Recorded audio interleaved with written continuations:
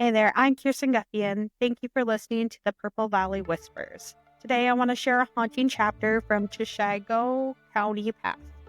Picture this. It's 1933. The tragedy hits the Johnson family in a way no one could have imagined. It's a heartbreaking story of a pregnant mother and her 7 children, whose murder remains unsolved. Let's dive deep into this chilling piece of history together. This is Beneath the Ashes, the Unsolved Johnson Case.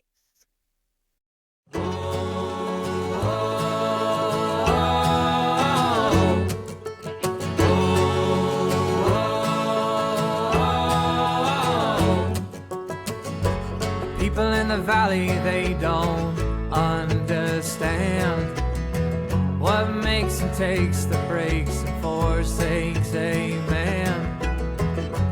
People in the valley, they don't understand the hands which built the roads. It's crazy to think about it, but it's been nearly 90 years since that mysterious night. The Johnson family still has everyone talking, and it's fascinating how different theories keep popping up. So, as we get into this case, I want to share that a lot of what we'll talk about comes from old sources, newspapers, and conversations with people who were actually involved. But here's the thing. Some of these details are still debated, and the case is still unsolved. We're really trying to keep it fair and factual, but just a reminder that this podcast is all about exploring the story. We don't have all the answers, and we are not here to solve the crime. We just want to shine a light on what happened. All right, let's take a step back now and get to know the Johnson family. Picture this, the 1930s. A tough time for everyone, especially in a small town like Harris, Minnesota. The Great Depression hit hard, and the Johnson family were right there, navigating those challenges. They lived in a farmhouse rented by Albin's dad, Emil, and despite the tough times, Elvira was quite the resourceful woman, and she always found clever ways to stretch their resources. So somehow the family managed to keep things afloat. It's pretty interesting how they navigated through those challenging times.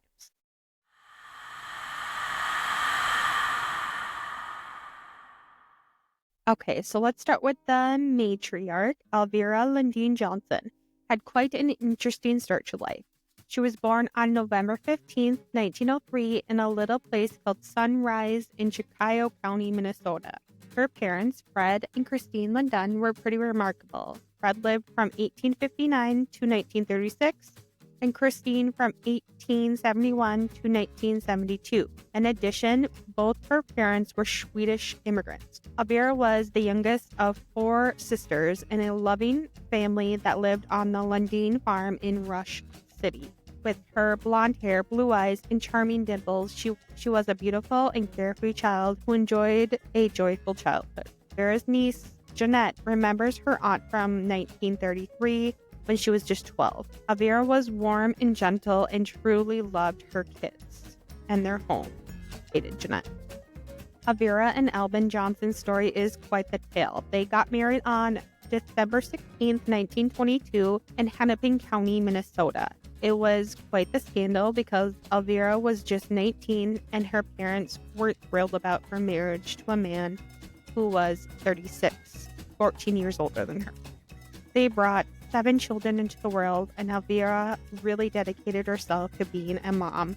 It's so sad, though she was pregnant with her 8th child when she sadly passed away.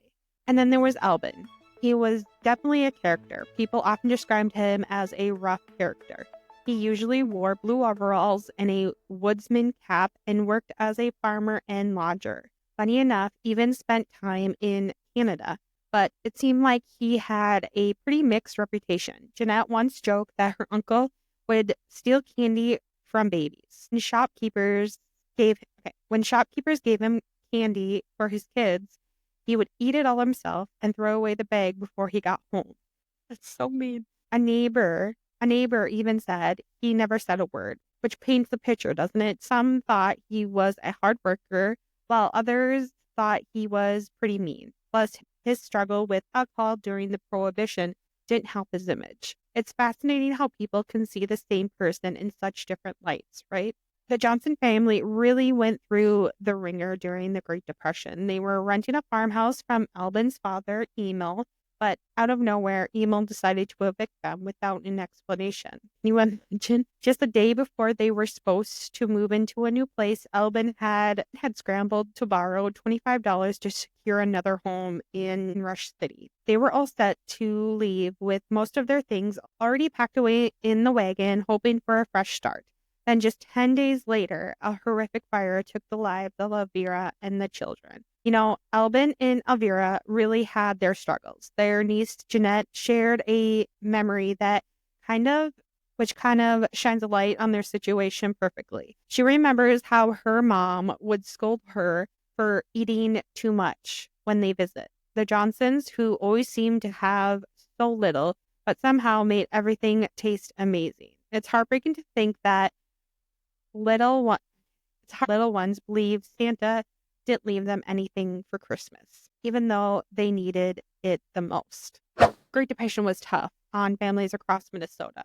While many stories highlight the struggle of farmers, urban areas were also facing their own challenges. For farmers, it was a relentless battle. Failing crop prices, rising costs, drought, and even pest infestations made daily life a real struggle. The Johnson family were right in the thick of it, dealing with the constant fear of eviction and trying to keep food on their table. A lot of folks lost their farms to foreclosures or bankruptcies, and it ended up either becoming tenant farmers or moving to the city in search of work. Those who managed to hang on to their farm often had to make heartbreaking sacrifices just to survive. Interestingly, even though times were tough, Minnesota rural population actually grew during the 1930s, looking for the grim of hope and new opportunities. It's a complex time full of resilience and hardship. Okay, so just to set the scene leading up to the fire's discovery on April 10th, 1933, there was a lot going on for the Johnson family. To prepare for the big move, the family packed up most of their belongings onto a cart outside the farmhouse. We're scheduled to move the next day, so you can imagine that added to the stress. Since their furniture was all packed up, they were resorting to sleeping on makeshift beds. It must have been a chaotic time for them. Last time anyone recalled seeing Albin had been early that day in both Harris and Rush City. But there was a bit of a worry because he hadn't paid the $25 rent for their new place in Rush City. This was reported by his brother-in-law, Matt Shear. So let me take you back to the early morning hours of April 11th, 1933. Imagine being Ragnar Krantz. Waking up just before dawn, his 5-year-old son, Hewitt, spots this eerie orange light flickering on the walls of his bedroom. Hewitt's mom is also awake, probably wondering what is going on. The little boy, intrigued by the light, sneaks downstairs to find his mother, because who wouldn't be curious? The fire is happening at their neighbor's place, the Johnsons, not too far away, just a mile and a half down the road. Ragnar was the first one who jumped into action and alerted the Harris and Rush City Fire Department. After making the frantic call, he raced over to the Johnson farmhouse, but he gets there, it's heartbreaking. Practically everything is engulfed in flames. Only one corner of the house is still standing, and he watches as that crumbles down too. Can you imagine the scene? It must have been terrifying. When Sheriff Hansen arrives on the scene, there was already 4 neighbors there, and they immediately began searching the outbuildings and surrounding fields, desperate to find anybody from the household. Tragically, they found no signs of life. According to reports from Rush City Post, as the fire raged on, they could see one of the bodies among the embers. By the afternoon, the bodies of Elvira and her 7 children were positively identified. Elvira had been with her 4-month-old son, James, in one room, while 5 other children were asleep in another. Searchers initially expected they would find Albin's body among either 2. However, after a thorough search revealed nothing, Deputy Coroner A.O. Stark stated his belief that Albin's body was not among the remains, emphasizing how he had personally shifted through the ruins himself. Like we said earlier, authorities believe the fire started around 3 a.m., and they later found tire tracks in the freshly fallen snow that seemed to lead away from the farmhouse. In addition, neighbors reported hearing a car leave during the night before the fire broke out. There was even a kerosene can found on the Johnson farm after the fire. And the evidence from Chickayo County Sheriff Office suggests that the fire may have been set intentionally. To add to the eerie situation, a cart filled with the family's belongings was also lost in the flames. Jeanette recalls that unforgivable morning on April 11th.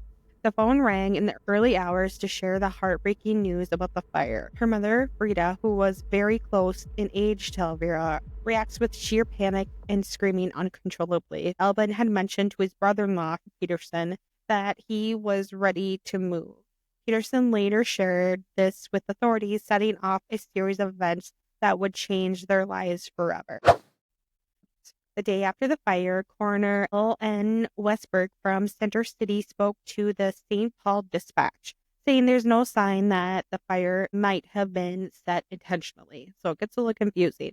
This is interesting, but a bit eerie. The family dog was found in the same spot in the field for days, which sparked some rumors that Albin could have been buried there. On April 15th, 1933, the community came together to mourn the loss of Elvira and her children at Rush City Lutheran Church, the place where Elvira had grown up. Over 350 friends and neighbors filled the church, laying the 8 family members to rest in a beautiful, adorned casket surrounded by flowers. That day, the same day as the funeral, the St. Paul Dispatch reported that Chickayo County Attorney S. Bernard Wennerberg had initiated an intense investigation to see if the 8 had been killed before the fire. There was a big nationwide manhunt that kicked off. They distributed bulletins everywhere, and even the Canadian Mount Police got involved. They put out a $50 reward for any information that led to finding this guy, Albin. There was sightings of him up in Canada. He didn't pan out, unfortunately. And to add to the mix, someone in North Dakota was mistakenly thought to be Albin Johnson. Can you imagine the confusion? A week later, the search for Albin Johnson expanded, with more than 300 people combing through a 6-mile stretch of St. Croix River. They even drug the river in hopes of locating his body. But unfortunately, they found no trace of him. The harrowing tale that still lingers in the hearts of those who remember, which I think they might be all dead, to be honest, the searchers. So let's talk about what happened in the months following the fire. On October 20th, 1933, a grand jury actually indicted Albin for first-degree murder. It's quite a significant moment, right? It must have stirred up a lot of conversation and speculation in the community. 3 years after the fire, Albin's brother-in-law, Harry A. Galpin, really took a stand. He wrote a fury letter that was notarized in Nebraska, accusing the authorities of completely botching the investigation. Can you believe that? He pointed fingers at the Chickayo County Attorney S. Bernard Wengberg, Sheriff James A. Smith, and Deputy Coroner Albert O. Stark, claiming they messed up 31 different things while handling the case. Galpin didn't hold back. He mentioned serious stuff like perjury, evidence destruction, and even neglect. One of his biggest complaints was about the deputy coroner had mishandled Albin's remains, tossing them outside the foundation where they were trampled over by onlookers. He insisted that Albin's family members had even found some of Albin's bones in another part of the ruins, but the deputy coroner just brushed that off. He was adamant about wanting a burial certificate so that the family could properly lay Albin to rest. And in his letter, he didn't shy away from calling out the county officer for not doing enough to protect the family members from being falsely charged in the whole mess. You know, it's interesting how some stories really never go away, like the case involving Elvira and her family. Her great-nephew, Brian Johnson, really felt pulled to dive into it. He actually published an article back in 1992 and then a whole book in 2019. He even tried to get a look at the grand jury records, but they weren't available. It's a tough situation. After all these years, the mystery is still lingering. Brian has shared his feelings about the whole thing, reflecting on themes of family loss and justice, which really added depth to his search for answers. Even though he admits it's a long shot trying to crack a 90-year-old cold case, there's still hope. He mentioned something that stood out to me. Quote, I do hope that maybe someone will come up with some information. Perhaps those grand jury records will suddenly appear in someone's attic, or some letters or diaries. In Harris, there's a Cafe Stuga. I think it's a popular meeting place. They still have Albin's wanted poster on display there. Local haunting story with some serious history behind it. Bill Klotz is also a member in connection to it. It's all so intriguing. This brings us to the different theories that have emerged over the years regarding the tragic events. The first theory, and the most popular, is that Albin Johnson murdered his family and fled. The first theory suggests that Albin was overwhelmed by the financial struggles during the Great Depression from his father's farm and unable to secure stable employment. Some believe he saw no way out and resorted to desperate measures. Evidence for this theory points to Albin's disappearance after the fire. He was never found, and for over 90 years, he was the primary suspect. Investigators noted that the victims were found in sleeping positions, implying they were likely dead or unconscious before the fire started. It's a chilling thought, as it's hard to imagine they would remain in their beds if they were aware of the flames. Some speculate the fire might have ignited in the kitchen. Harold, the oldest son, was discovered in the basement, which only extended under the kitchen. The sources do not clarify why he was there or if he was moved there afterwards. It's puzzling why he was sleeping in the kitchen while the rest of the family was in a different room. Also, Dr. C.A. Birdman from the University of Minnesota hinted that the family might have been poisoned or beaten before the fire. Although the sources don't explain how he reached that conclusion, the second theory proposes that Albin actually lost his life in the fire. There was claims that key documents like jury records have mysteriously vanished, raising questions about the thoroughness of the inquiry. Albin's family continues to assert his innocence and believes he passed away in the fire. His brother-in-law, Harry Galvin, was publicly criticized the investigation, claiming there were multiple errors, including perjury and even evidence being destroyed. In a more shocking claim, he mentioned that the family members found bones thought to belong to Albin. So Nan Hewlett, a local resident, has spent years trying to piece together what happened. It's surprising how such a significant tragedy stayed largely under the radar. Even after a long time in the area, she had no idea about it until a conversation with a fellow resident brought it back to light. Unfortunately, her quest for information hasn't been easy. She faced obstacles in obtaining coroner reports and sheriff records, with agencies pointing fingers at each other over missing files. It's frustrating. The inconsistencies in the investigations certainly warranted further scrutiny, especially since Albin's family strongly believes his innocence. Lastly, there's a more sinister theory suggesting that Albin's brothers, Henry and Ted, may have played a role in the tragic event. Some community members viewed them as rough, tough, and mean, and there were whispers that a land dispute might have been motivated them.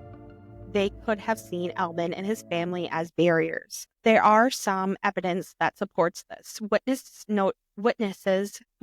noted that Henry and Ted didn't seem too concerned about finding Albin after he went missing. Instead, they were more focused on their farming activities, which sparked contrast to the wider community effort to search for him. The timing of their action raised eyebrows and added to the complexity of this already tragic story. Each theory sheds light on a different aspect of this mystery, and it's clear that there are many questions left unanswered. Okay, so we're going to talk about the families after this tragedy. Albin Johnson, like we said, was never found. And here is additional information about what happened to the members of the Johnson family in the later years. So Albin's father, Emil, passed away in 1948. He always believed his son's innocence. Albin's brother, Henry, marries his brother's ex-wife, Mary, and stays in the area. They built a new house on the foundation of the burnt farmhouse, which is weird. Henry died in 1967 and Mary passed away in 1989. So this takes us to Albin's other brother, Ted. He moves to Michigan, where he went by Carl T. After Mary left him for Henry, Ted moved north and lived as a hermit. He married 2 more times before dying of a heart attack in Gaylord, Minnesota. Huh. So Albin's had a sister named Olga, and her husband, Harry Galvin, the man that wrote that letter, lived in the Twin Cities, and till their end of their days, they insisted Albin was innocent. The Lundeen family faced immense tragedy and hardship following the deaths of Elvira and her 7 children. And the tragic event significantly impacted the surviving family members, leaving them to navigate their grief, unanswered questions, and the lasting mystery surrounding the circumstances of the tragedy. Here's some info about specific Lundeen family members. So Christine Lundeen was Elvira's mother. She was profoundly affected by the loss of her daughter and grandchildren. She had already endured the loss of 7 children in infancy and a 4-year-old grandchild before the tragedy. Despite these hardships, Christine lived a long life, celebrating her 100th birthday at Green Acres Nursery home in New Branch, Minnesota. In December 1971, she passed away just 1 month in January 1972. Christine's strength and resilience in the face of such profound loss are a testimony to her character. Fred Lundeen, Elvira's father, died in 1936, 3 years after the fire. He had been in poor health for some time prior to his death. Frida Lundeen Peterson, one of Elvira's 3 sisters, was especially close to her as they were close in age. She married Fred Peterson, who was one of the last people to see Albin before the fire. Frida and her husband lived in Oregon. Frida was confirmed in 1916 at the Rush Lutheran Church, the same church where Elvira's funeral was. She lived a long life and passed away in 2000. Another sister, Ellen Lundeen Shear, remains in Rush City, Minnesota. She was known as Grandma Shear for her role as a babysitter for local children. Ellen endured further tragedy with the death of her son, Richard Vernon, in 1929, and her grandson, Charles W. Nashland, both in automobile accidents. The remaining sister, Olga Lundeen Zackerson, moved to Minneapolis and passed away in 1951. Her husband, John, worked for the railroad for 52 years. The Lundeen family faced tremendous loss, heartache in the years following the Harris fire. While some members relocated, others remained in Rush City, carrying with them the memory of Elvira and her children. Their story serves as a poignant reminder of the devastating impact of unresolved tragedy and enduring strength of family bonds in face of adversity. So let's talk about Brian Johnson. He's a journalist and an author who dedicated a significant part of his life investigating and writing about the 1933 Harris fire, which obviously claimed the life of his great-aunt, Elvira. His connection to the tragedy began in childhood. Memorial Day visits to the First Lutheran Church in Rush City, where Elvira and her children are buried. Initially, Brian believed the fire was simply a tragic accident. However, as he matured, his curiosity about the events deepened, leading him to research the case extensively. While studying journalism at the U of M, Johnson uncovered numerous newspaper articles about the fire and the sequenced disappearance of Albin Johnson. The research fueled his desire to share the story, and in 1992, he published an article about the Harris fire in the local Rush City newspaper. This article marked the beginning of his journalist career and ignited his passion for uncovering the truth behind the tragedy that had haunted his family for generations. In 2018, after years of research, interviews, and reflection, Johnson published his book, Murder in Chicago County, The Unsolved Johnson Family History. The book delves into details of the case, exploring various theories, profound insights into the lives of the Johnson and Lundeen family. Brian's work aims to preserve the victims' memories and offers a balanced perspective on the events and potentially uncovering new information that could lead to a resolution of this case. As we wrap up the incredible story of the Johnson family, it's tough not to feel the weight of their tragedy. The unsolved case of Elvira and her 7 children remind us just how hard life was back then, not just financially, but emotionally too. Even after 90 years, their story resonates with so many, sparking curiosity and sympathy from anyone who hears it. The different theories about what happened that night shows how much people yearn for answers and a sense of closure over a tragedy that stings in the Chicago County community. While the complete truth might be lost to time, the memory of Elvira and her children keep their legacy alive and continue to invoke compassion. Talking about their story isn't just about remembering the past. It's also a reminder of how crucial community support is during tough times. The Johnson